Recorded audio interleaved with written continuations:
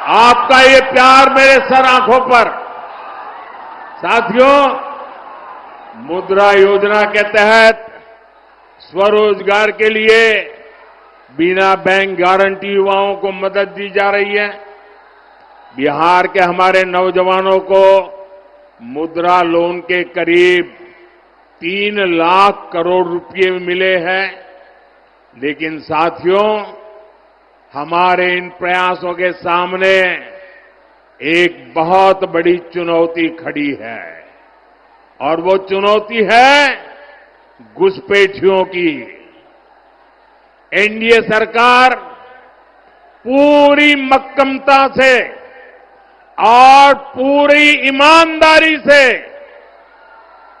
जो घुसपैठिए हैं एक एक की पहचान कर रही है और घुसपैठियों को देश से बाहर निकालने में जुटी है।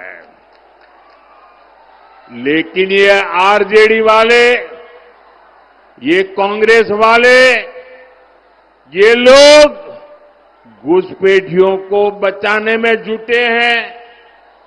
ये घुसपैठियों को बचाने के लिए भांति भांति के झूठ फैलाते हैं, गबगोले फेंकते रहते हैं, लोगों को गुमराह करने के लिए राजनीतिक यात्राएं निकालते हैं। साथियों, आप मुझे बताइए, आप मुझे जवाब देंगे नौजवानों? आप मुझे जवाब देंगे?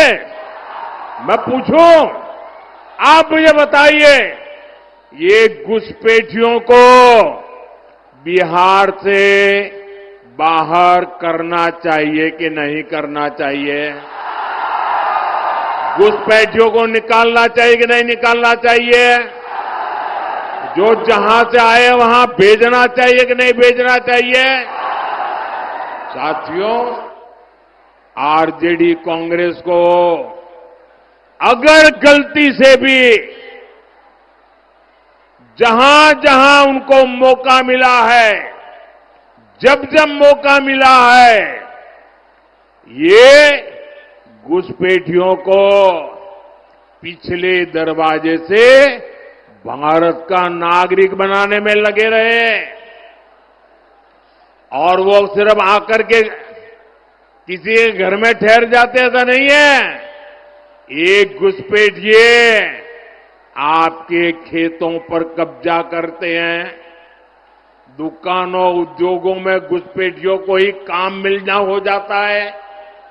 आपके बच्चों को उनको काम का जो हक है, वो हक ये घुसपैठिए छीन लेते हैं, उनको मिलना शुरू हो जाता है। और इसलिए मेरे नौजवानों, मेरी माताओं बहनों, मेरे मुल्क के मालिकों, मुझे बताइए, ये घुसपैठिए जाने चाहिए कि नहीं जाने चाहिए? ये घुसपैठियों को हटाना चाहिए कि नहीं हटाना चाहिए? साथियों, घुसपैठियों का ठीक से हिसाब हो। आप मुझे बताइए, ये घुसपैठियों का हिसाब कौन कर सकता है? जरा बताइए, घुसपैठियों को कौन निकाल सकता है? ये घुसपैठियों को कौन निकाल सकता है? ये घुसपैठियों को कौन निकाल सकता है? ये घुसपैठियों को कौन निकाल सकता है? मोदी नहीं, आपका एक वोट निकाल सकता है। आपका वोट, आपके वोट की ताकत है, वो घुसपैठियों को निकाल करके रहेगी। और इसके लिए एनडीए की डबल इंजन सरकार बहुत जरूरी है।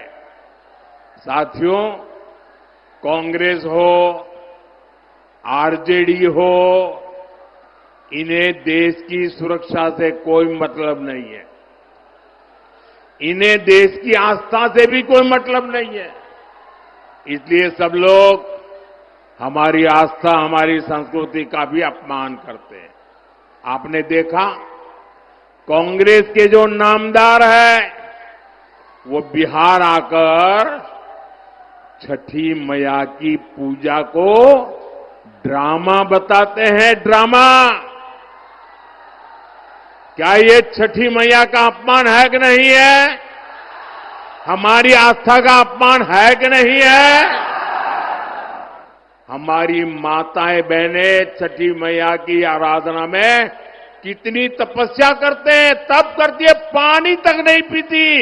ये उसको नौटंकी कहते हैं। और आरजेडी वाले नामदार, ऐसी जब आती है तो उनके मुंह पर ताला लग जाता है। यही नामदार उछल उछल करके, टीवी वालों को बुला बुला करके, जब महाकुंभ चल रहा था तो महाकुंभ के स्नान की मजाक उड़ाते थे। साथियों, ये राम मंदिर का विरोध करते थकते ही नहीं है। प्रभु राम पर इनका विश्वास नहीं है और ये कोई ढकी छुपी बात नहीं है, पूरा देश जानता है। इनकी आस्था नहीं थी तो ये प्राण प्रतिष्ठा में नहीं गए। आए दिन इस पवित्र परंपरा का भी मजाक उड़ाते रहते हैं। चलो भाई, ये घुसपैठियों के दबाव में, वोट बैंक की राजनीति में उनकी कोई मजबूरी है, समझ गए। प्रभु राम से उनकी नफरत होगी, हो सकता है। लेकिन जरा मैं एक और सवाल पूछता हूं। मेरे इस सवाल को जरा गंभीरता से सुनिए।